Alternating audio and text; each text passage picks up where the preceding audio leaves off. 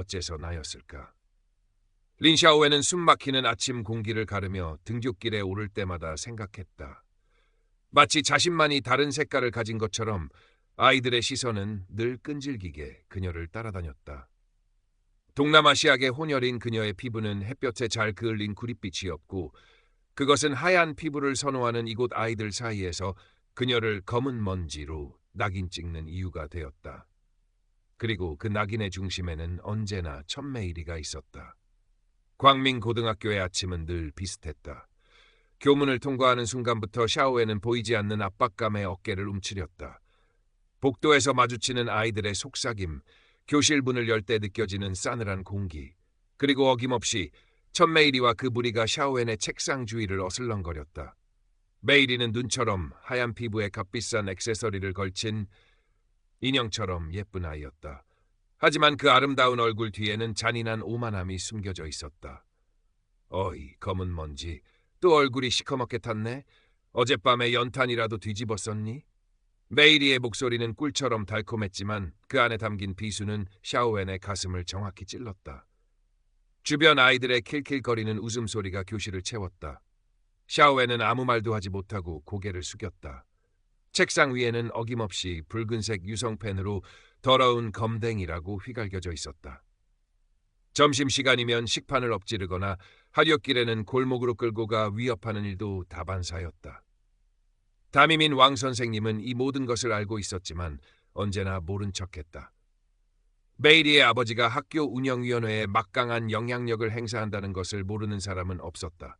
샤오엔에게 유일한 위안은 낡은 아파트 단지 입구에서 마주치는 길고양이와 집에 돌아가면 자신을 맞아주는 할머니의 따뜻한 저녁상뿐이었다. 할머니는 샤오엔의 어두운 피부색에 대해 단 한 번도 뭐라고 한 적이 없었다. 그저 우리 샤오엔, 오늘도 힘들었지? 어서 밥 먹자 라며 주름진 손으로 머리를 쓰다듬어 줄 뿐이었다. 그날은 유난히 빗줄기가 거셌다. 마치 하늘도 샤오엔의 슬픔을 아는 것처럼 세상은 온통 잿빛이었다. 방과 후 샤오엔은 어김없이 메이리에게 붙들려 학교 뒤편의 낡은 체육창고로 끌려갔다. 빗물에 흠뻑 젖은 샤오엔의 머리채를 잡아챈 메이리는 경멸 어린 눈빛으로 그녀를 쏘아보았다. 이것 봐, 검은 먼지. 네 같은 흙탕물 때문에 내 새 신발이 이게 뭐야? 메이리는 자신의 값비싼 운동화를 가리키며 소리쳤다. 당장 닦아! 샤오엔은 차가운 시멘트 바닥에 무릎을 꿇었다. 빗물과 눈물이 뒤섞여 뺨을 타고 흘러내렸다. 극한의 모멸감 속에서 그녀는 창고 구석에 놓인 깨진 전신 거울을 보았다. 거울 속에는 비참하게 일그러진 자신의 모습이 비쳤다. 그 순간 샤오엔의 안에서 무언가가 터져나왔다. 차라리 네가 되어서 이 모든 걸 겪게 해주고 싶어. 네가 얼마나 잔인한지 똑똑히 알게 될 거야. 절규와 함께 샤오엔은 거울을 향해 소리쳤다. 바로 그때 샤오엔을 비웃으며 다가오던 메이리가 거울에 함께 비쳤다. 창밖에서 번개가 번쩍이며 세상을 하얗게 물들이는 순간 두 사람은 동시에 정신을 잃었다. 얼마나 시간이 흘렀을까? 샤오엔은 낯선 부드러움에 눈을 떴다. 온몸을 감싸는 것은 고급스러운 실크 잠옷이었고 코끝을 간지럽히는 것은 은은한 꽃향기였다. 이곳은 샤오엔의 좁고 낡은 방과는 전혀 다른 넓고 화려한 침실이었다. 벽 한쪽을 가득 채운 옷장, 값비싼 화장품이 즐비한 화장대. 샤오엔은 혼란스러운 머리를 부여잡고 침대에서 일어섰다. 그리고 화장대 거울 앞에 설 때 그녀는 비명을 지를 수밖에 없었다. 거울 속에는 낯선 얼굴이 있었다. 눈처럼 하얀 피부, 크고 도도한 눈매, 앵두 같은 입술. 그것은 틀림없는 천메이리의 얼굴이었다. 하지만 그 얼굴을 하고 있는 것은 분명 자신, 린샤오엔이었다. 이게 어떻게 된 거야? 말도 안 돼. 샤오엔은 자신의 뺨을 꼬집어 보았지만 꿈이 아니었다. 그때 방문이 열리며 중년 여성이 들어왔다. 메이리의 어머니였다. 메이리, 아직도 안 일어나고 뭐하니? 오늘 학교에서 중요한 시험이 있다고 하지 않았니? 메이리의 어머니는 딸의 이상한 행동, 평소와 다른 어눌한 말투, 겁먹은 듯한 눈빛에 잠시 의아해했지만 바쁜 듯 잔소리만 늘어놓고 방을 나갔다. 샤오엔은 메이리의 몸으로 메이리의 옷을 입고 메이리의 가방을 들고 학교로 향했다. 온 세상이 뒤집힌 것 같았다. 교실에 들어서자 모든 시선이 그녀에게 쏠렸다. 하지만 그것은 이전의 경멸이나 호기심 어린 시선이 아니었다. 부러움과 약간의 두려움이 섞인 첫 메이리를 향한 당연한 시선이었다. 이전 자신을 괴롭히던 메이리의 친구들이 다가와 말을 걸었지만 샤오웨는 어색하게 대답할 수밖에 없었다. 자신도 모르게 예전 버릇대로 어깨를 움츠리거나 고개를 숙이자 아이들은 메이리가 오늘 왜 저래? 라며 수군거렸다. 한편 전 메이리는 지독한 악취와 퀴퀴한 공기에 눈을 떴다. 눈앞에 펼쳐진 것은 좁고 어두컴컴한 방이었다. 벽지는 누렇게 변색되어 있었고 창문에는 먼지가 가득했다. 자신이 입고 있는 옷은 거칠고 낡아빠진 잠옷이었다. 메이리는 비명을 지르며 침대에서 뛰쳐나왔다. 그리고 방 한 구석에 놓인 작은 손거울을 집어들었을 때 그녀는 공포에 질려 거울을 떨어뜨릴 뻔했다. 거울 속에는 자신이 그토록 경멸하고 무시했던 검고 볼품없는 린샤오웬의 얼굴이 있었다. 아니야. 이건 내가 아니야. 당장 원래대로 돌려놔. 메이리는 미친 듯이 소리치며 방 안에 물건들을 집어던졌다. 그때 방문이 덜컥 열리며 한 할머니가 들어왔다. 샤오웬의 할머니였다. 샤오웬 아가 왜 그러니? 어디 아픈 게냐? 할머니는 손녀의 난폭한 반응에 깜짝 놀라며 걱정스러운 눈빛으로 그녀를 바라보았다. 메이리는 할머니를 밀치고 밖으로 뛰쳐나갔다. 학교로 가는 길 그녀는 자신이 린샤오웬이 되었다는 끔찍한 현실을 받아들여야 했다. 교실에 들어서자마자 이전 자신의 친구들이었던 아이들이 그녀를 둘러쌌다. 어이, 검은 먼지. 오늘은 또 뭘 잘못 처먹었길래 아침부터 지랄이야? 메이리는 분노에 차 소리쳤다. 나야, 나 천메이리라고. 너희들 지금 당장 이 장난 그만두지 못해? 하지만 아이들은 그녀의 말을 비웃음으로 받아넘겼다. 검은 먼지가 드디어 미쳤나 보네. 그들은 메이리 샤오wen을 밀치고 때리며 이전보다 더 심하게 괴롭혔다. 메이리는 태어나서 처음으로 배고픔과 추위, 그리고 무시당하는 서름을 처절하게 경험했다. 점심시간에는 식판을 빼앗겼고 수업시간에는 책상에 엎드려 울 수밖에 없었다. 샤오wen은 메이리의 몸으로 살아가는 것이 생각보다 쉽지 않다는 것을 깨달았다. 처음에는 메이리가 가진 부와 권력으로 자신을 괴롭혔던 아이들에게 복수할 생각도 했었다. 하지만 메이리의 삶 역시 겉보기와는 달랐다. 메이리의 부모님은 늘 바빴고 딸에게는 물질적인 지원 외에는 별다른 관심을 보이지 않았다.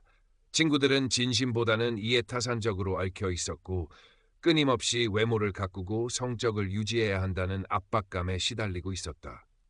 샤오웬 몸은 샤오웬의 몸을 한 메이리 이전 자신이 당했던 것과 똑같이, 아니 더 심하게 괴롭힘 당하는 모습을 보면서 복잡한 감정에 휩싸였다. 한편으로는 자신이 느꼈던 고통을 메이리도 느끼게 되었다는 생각에 통쾌하기도 했지만 다른 한편으로는 연민과 죄책감이 밀려왔다. 메이리의 남자친구인 리웨이는 샤오웬의 몸에게 평소처럼 다정하게 대했다. 샤오웬은 그의 행동이 어색하고 불편했지만 동시에 그가 단순히 메이리의 배경만 보고 사귀는 피상적인 아이가 아닐 수도 있다는 생각을 어렴풋이 하게 되었다. 그는 가끔씩 메이리 몸과 괴롭힘 당하는 모습을 보며 안타까운 표정을 짓기도 했다. 어느 날 밤 샤오웬은 메이리의 방에서 우연히 그녀의 일기장을 발견했다. 화려한 겉모습과는 달리 일기장에는 성적에 대한 불안감, 부모님과의 소통 부재에서 오는 외로움, 친구들 사이에서의 미묘한 경쟁심 등이 솔직하게 적혀 있었다. 샤오웬은 메이리 역시 나름의 고통과 상처를 안고 살아가는 존재라는 것을 깨닫고 그녀를 조금씩 이해하기 시작했다. 그리고 자신도 모르게 메이리, 샤오웬의 몸을 돕거나 감싸려는 행동을 하게 되었다. 쉬는 시간에 몰래 빵과 우유를 가져다 주거나 메이리의 친구들이 그녀를 괴롭히려 할 때 슬쩍 끼어들어 말을 돌리기도 했다. 메이리는 샤오웬의 몸으로 살아가면서 자신이 저질렀던 괴롭힘이 얼마나 끔찍한 것이었는지 매 순간 깨달았다. 육체적인 고통보다 더 견디기 힘든 것은 정신적인 모멸감과 절망감이었다. 아무도 자신의 말을 믿어주지 않았고 자신을 도와줄 사람도 없었다. 그녀는 샤오웬이 매일 이런 지옥 속에서 어떻게 살아왔는지 상상조차 할 수 없었다. 굶주림과 추위에 지쳐 집에 돌아오면 샤오웬의 할머니는 아무것도 묻지 않고 따뜻한 밥상을 차려주었다. 소박하지만 정성 가득한 음식에서 메이리는 태어나서 처음으로 진정한 사랑과 온기를 느꼈다. 할머니의 주름진 손이 자신의 머리를 쓰다듬을 때 메이리는 자신도 모르게 눈물을 흘렸다. 샤오엔의 낡은 책상 서랍에선 그녀가 그린 그림들과 몰래 써둔 시들이 발견되었다. 그림 속에는 어둡고 슬픈 풍경과 함께 작은 빛을 향해 손을 뻗는 소녀의 모습이 담겨 있었고, 시에는 세상에 대한 원망과 함께 언젠가는 자유롭게 날고 싶다는 소망이 적혀 있었다. 메이리는 샤오웬의 순수함과 내면에 간직된 깊은 슬픔을 느끼며 가슴이 미어지는 듯한 아픔을 느꼈다. 자신이 얼마나 잔인하고 어리석었는지 뼈저리게 후회했다. 한편 자신 메이리의 몸을 한 샤오wen이 이전과는 전혀 다른 행동, 소심하고 남을 배려하고 심지어 자신을 돕기까지 하지 않을 하는 것을 보면서 메이리는 큰 혼란에 빠졌다. 그리고 동시에 자신이 그토록 경멸했던 검은 먼지 린샤오웬이라는 존재에 대해 다시 생각하게 되었다. 그녀는 더 이상 단순한 괴롭힘의 대상이 아니었다. 그녀는 깊은 상처 속에서도 꿈을 잃지 않고 살아가는 강인한 영혼을 가진 아이였다. 갈등은 점점 더 깊어졌다. 메이리 혀운의 목는 여전히 자신이 진짜 첫 메이리라고 주장했지만 왕 선생님은 그녀를 반항적이고 통제 불가능한 문제아로 낙인 찍었다. 이전 메이리의 친구들은 더욱 악랄하게 그녀를 괴롭혔다. SNS에는 미친 검은 먼지라는 제목으로 그녀를 조롱하는 영상이 떠돌아다녔고 메이리는 절망감에 휩싸였다. 샤오웬은 메이리 샤의 몸과 겪는 고통을 더 이상 외면할 수 없었다. 그녀는 메이리의 친구들에게 너희들 너무 심한 거 아니야 라고 용기를 내어 말했지만 그들은 메이리 네가 왜 저런 애 편을 들어? 라며 오히려 그를 이상하게 쳐다볼 뿐이었다. 리웨이는 샤오의 몸의 변화된 모습, 더 진솔하고 타인을 배려하며 가끔씩 슬픈 눈빛을 보이는 애 점점 더 마음이 끌렸다. 그리고 동시에 메이리의 몸과 겪는 비참한 상황에 혼란스러워하며 그녀를 조금씩 돕기 시작했다. 아무도 보지 않을 때 몰래 먹을 것을 건네주거나 괴롭힘을 당할 때 슬쩍 나타나 상황을 무마시키기도 했다. 어느덧 학교 축제가 다가왔다. 메이리의 이전 친구들은 메이리 몸을 축제 장기자랑 무대제로 세워 망신을 줄 음흉한 계획을 꾸미고 있었다. 그들은 샤오웬이 아무런 재능도 없고 무대 공포증까지 있다는 것을 잘 알고 있었다. 드디어 학교 축제 당일, 축제의 열기로 들뜬 분위기와는 달리 메인의 몸은 공포에 질려 있었다. 아니나 다를까 이전 자신의 친구들에게 붙들려 억지로 장기자랑 무대 뒤편으로 끌려갔다. 내까짓 게 무슨 장기자랑이냐? 그냥 올라가서 웃음거리나 대라 검은 먼지. 그들의 악랄한 속삭임이 귓가를 맴돌았다. 곧이어 사회자의 호명과 함께 메이리 몸은 떠밀리듯 무대 중앙으로 나아갔다. 수많은 학생들의 시선과 터져나오는 카메라 플래시 세례 속에서 그녀는 아무것도 하지 못하고 그저 울먹이며 서 있을 뿐이었다. 객석에서는 비웃음과 야유가 터져나왔다. 바로 그때였다. 객석에서 이 모든 것을 지켜보던 샤오엠은 더 이상 참을 수 없었다. 그녀는 자리에서 벌떡 일어나 무대로 뛰어 올라갔다. 사회자에게서 마이크를 빼앗아든 그녀는 떨리는 목소리였지만 단호하게 외쳤다. 그만해. 너희들 지금 무슨 짓을 하고 있는지 알고 있는 거야? 얘는 너희들이 알던 린샤오웬이 아니야.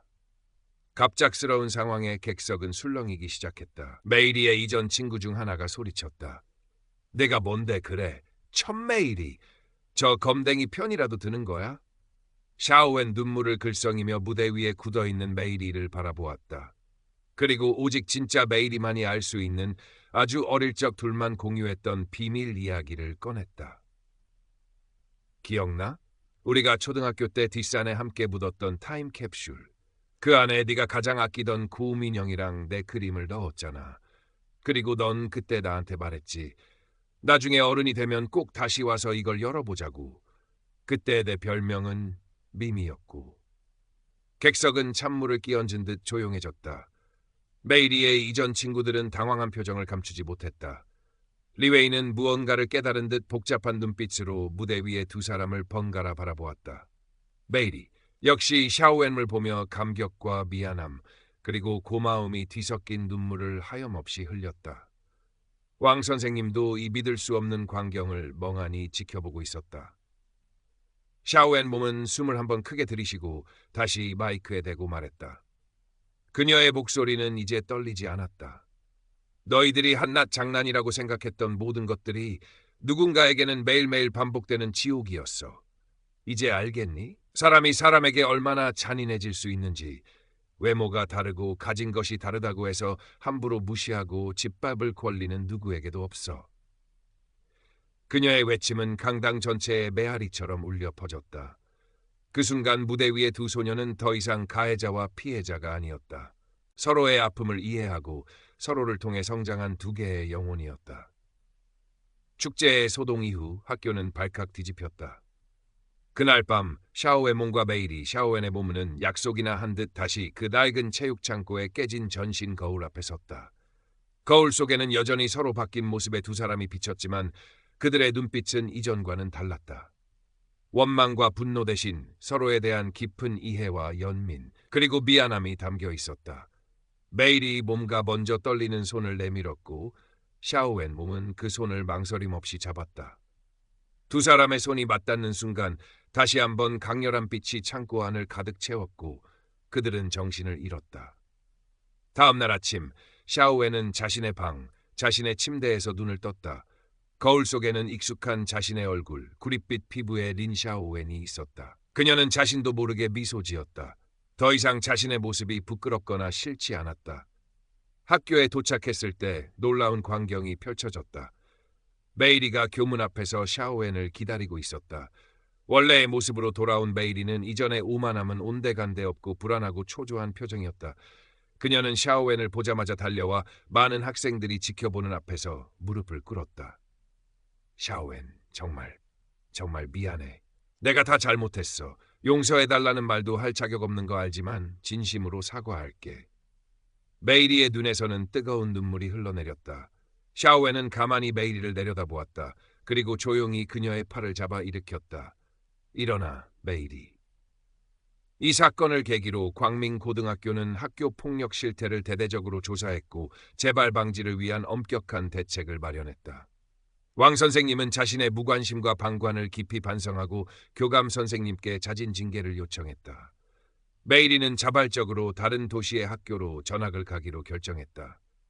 떠나기 전날 그녀는 샤오엔에게 작은 편지와 함께 자신이 가장 아끼던 목걸이를 선물로 남겼다.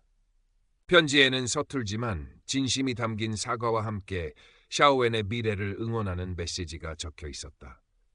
리웨이는 샤오엔에게 조심스럽게 다가와 친구가 되기를 청했다.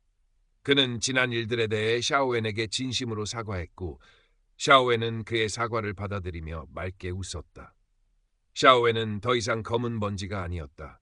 그녀는 자신의 이름 린 샤오엔으로 불리며 새로운 학교 생활을 시작했다. 아이들은 더 이상 그녀의 피부색을 가지고 수군거리지 않았고 오히려 그녀의 당당하고 밝아진 모습에 호감을 느꼈다. 어느 맑은 날 오후 샤오엔은 하굣길에 늘 마주치던 길고양이에게 다정하게 먹이를 주었다. 햇살이 그녀의 구릿빛 피부 위로 부서지며 반짝였다. 그녀는 거울을 보지 않아도 알 수 있었다. 진정한 아름다움은 피부색이나 외모가 아닌 타인을 이해하고 공감하는 마음에서 비롯된다는 것을. 그리고 지금 그녀의 마음은 그 누구보다 아름답게 빛나고 있었다.